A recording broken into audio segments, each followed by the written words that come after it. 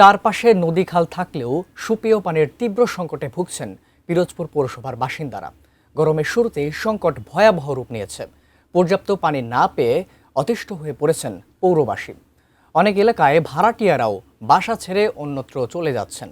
পিরোজপুর প্রতিনিধি মোহাম্মদ শফিকুল ইসলাম মিলনের পাঠানো তথ্য ছবিতে ডেস্ক রিপোর্ট।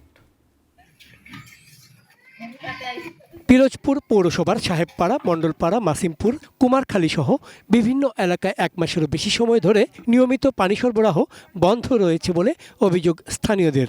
রান্নাবান্না, কাপড় ধোয়া ও দৈনন্দিন কাজকর্মে চরম ভোগান্তিতে পড়েছেন তারা। দ্রুত সমাধান না হলে পানির বিল বন্ধেরও হুঁশিয়ারি দিয়েছেন বাসিন্দারা। পানির মহামারীর কারণে আমরা ভাই নিষ্পেষিত। দোকান থেকে মুড়ি, চিড়া, রুটি এই শুকনা খাবার আমাদের খাইতে হয়। বিল ঠিকই নাই, অথচ পানি তো পাই না। 1 ঘন্টা পানি দিল তো, তারপরও আমাদের একটা ব্যবস্থা হইতো। পানির বিলটা ঠিক মতোই নেয়। আর পানি টাইমলি তো দেয় না, যখন দেয় রাত্র 3টায় 2টায়, তা তো আমরা জানি না। পৌর কর্তৃপক্ষ বলছে, নদীতে পানির স্তর কমে যাওয়া এবং ওয়াটার ট্রিটমেন্ট প্ল্যান্টের পুকুর শুকিয়ে যাওয়ায় সংকট বেড়েছে। ফ্রান্স সরকারের সহায়তায় নতুন ওয়াটার ট্রিটমেন্ট প্ল্যান্ট বাস্তবায়িত হলে সমস্যার সমাধান হবে বলে দাবি তাদের। এফডি 7 টন প্রকল্প, এটা ফ্রান্সের সহায়তা হবে। এটা মূল ডিপার্টমেন্ট হচ্ছে আপনার ডিপিএসি, মানে জনস্বাস্থ্য প্রকৌশল।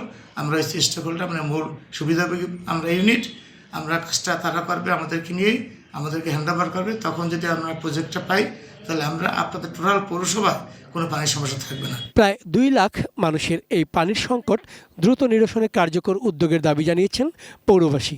তাদের আশঙ্কা, দ্রুত ব্যবস্থা না নিলে পরিস্থিতি আরও ভয়াবহ আকার ধারণ করতে পারে। চন্দন পাল, ডেস্ক রিপোর্ট, এটিএন নিউজ।